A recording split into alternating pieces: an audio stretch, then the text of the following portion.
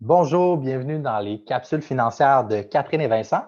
Aujourd'hui, on va aborder un sujet qui est assez important, qui a été pour certaines personnes, qui l'est en ce moment ou qui va l'être plus tard, l'achat d'une maison. Lors de l'achat d'une maison, il y a plusieurs décisions, plusieurs dépenses qui sont à considérer. Donc, on a décidé de vraiment faire ça en 4 points différents, 4 diapos. On a voulu faire ça en plus petit possible, mais bien évidemment, les 4 diapos sont essentiels. Alors, je vais tout de suite faire un partage d'écran et laisser Catherine, ma collègue, vous présenter la première diapo. Donc, on va commencer par la mise de fonds et les frais connexes parce que c'est vraiment le début de la préparation à l'achat d'une maison. C'est les premières choses à considérer. Donc, on y va en deux types de propriétés. On a les maisons et les duplex et on a les triplex et les quadruplex. Donc, dans le premier cas, maison duplex, la mise de fonds minimale est de 5 pour les maisons de 500 000 et moins. Donc, quand on met seulement 5 bien entendu, c'est obligatoire d'adhérer à la SCHL ou à l'assurance hypothécaire. Quand on dépasse 500 000, la tranche de 500 000 supplémentaire, elle doit avoir une mise de fonds de 10 et encore une fois, on doit adhérer à la SCHL. Pour les propriétés de plus de 1 million de dollars, malheureusement, pas de SCHL et 20 de mise de fonds minimalement. Pour les triplex et quadruplex, bon, les gens qui ont l'intention d'habiter l'immeuble pourront seulement mettre 10 de mise de fonds et les non-occupants, donc les propriétaires d'immeubles qui n'habitent pas la propriété, devront mettre 20 Mais ça ne s'arrête pas à la mise de fonds. Malheureusement, on a des frais connexes. On parle de frais de notaire, de frais de déménagement, de taxes de bienvenue. Il y a une taxe sur la SCHL. On va parler de cette portion-là plus tard. On a l'inspection de la propriété et on suggère le fonds d'urgence. Donc, pour répondre à tous ces besoins, on vous suggère fortement de prévoir un 5 supplémentaire pour payer tous ces frais. Vincent, je te cède la parole. Merci beaucoup. En fait, on a aussi la chance de pouvoir utiliser le programme RAP si on a déjà des REER. Donc, le programme RAP, c'est pouvoir utiliser les REER pour l'achat de notre première maison. On peut aussi emprunter des REER pour utiliser le programme, mais je ne rentrerai pas dans ces volets-là aujourd'hui. Donc, je vais vous le résumer en quelques points. La première chose à savoir, c'est qu'on peut utiliser jusqu'à 35 000 par personne de nos REER pour l'achat de notre première maison avec le programme RAP. Par contre, il faut être éligible. La première des choses, il faut que l'argent soit dans notre compte pendant au moins 90 jours. Donc, si vous faites un dépôt de 10 000 dans vos REER et la semaine d'après, vous voulez être propriétaire, malheureusement, le 10 000 ne sera pas accessible pour le programme. Il faut que ça soit l'achat d'une première maison. Donc, vous ne pouvez pas faire ça 4-5 fois, sauf si vous êtes locataire pendant au moins 4 ou 5 ans, je le validerai si nécessaire, mais il faut être locataire pendant quelques années pour recommencer. Catherine, as-tu la réponse? 5 ans. Ah, je savais, on fait ça en équipe. Il faut aussi avoir l'intention d'habiter à l'intérieur de la maison. Et le dernier point, il faut faire le retrait à la même année civile qu'on va acheter la maison. Donc, si vous faites le retrait dans le mois de mars, ben, c'est sûr qu'il va falloir d'ici au 31 décembre, idéalement ou légalement être propriétaire.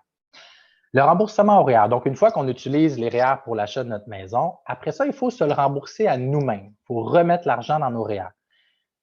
La bonne nouvelle, c'est qu'on a 2 ans sans avoir besoin de rembourser. Un peu comme Catherine disait tantôt, il y a tellement de frais à l'achat de la maison que le gouvernement nous donne une espèce de repos. Vous pouvez commencer si vous voulez, mais ce n'est pas une obligation.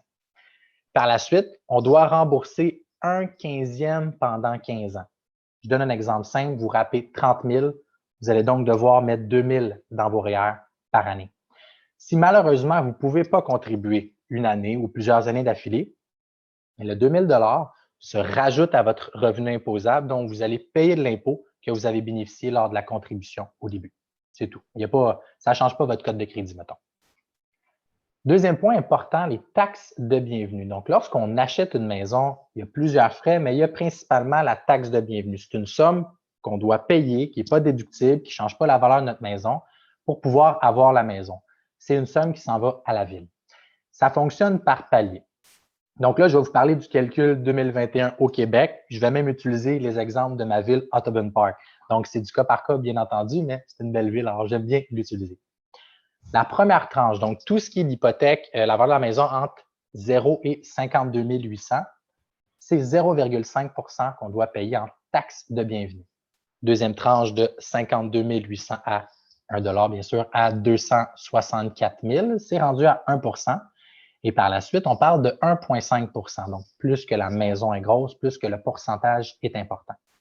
C'est pas impossible qu'une municipalité aussi, si la valeur de la maison est de plus de 500 000, se rende jusqu'à 3 au niveau des taxes. Donc, faire attention, vous renseigner avant d'acheter.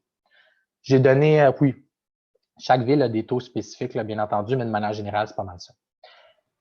Chaque ville a des montants différents. Donc, je donne l'exemple d'Audubon Park. Si on achète en 2021 une maison d'1 million, la taxe de bienvenue serait de 17 166. Si on achète une maison de 500 000, la taxe serait de 5 916. Et pour 300 000, on parle de 2 916. Donc, ça fait bien sûr partie des coûts que Catherine a parlé tantôt. Je vais laisser ma collègue continuer. Donc, comme je disais tantôt, on va parler de l'assurance pré-hypothécaire. Là, je ne parle pas d'une assurance vie, je parle vraiment de l'assurance SCHL ou Genworth. Ce sont les deux là, au Québec auxquels on a accès. Donc, premièrement, cette assurance-là, ce n'est pas une assurance qui vous protège vous. Elle protège plutôt le prêteur en cas de défaut de paiement de votre part.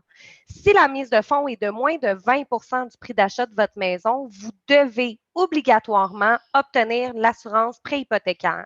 L'assurance préhypothécaire n'est pas disponible dans les cas où la maison a une valeur de plus d'1 million de dollars ou si le prêt hypothécaire ne correspond pas aux critères de la compagnie d'assurance de prêt hypothécaire, SCHL ou Genworth. Le coût de la protection, les primes varient entre 0,6 et 4,5 du montant de votre hypothèque globale.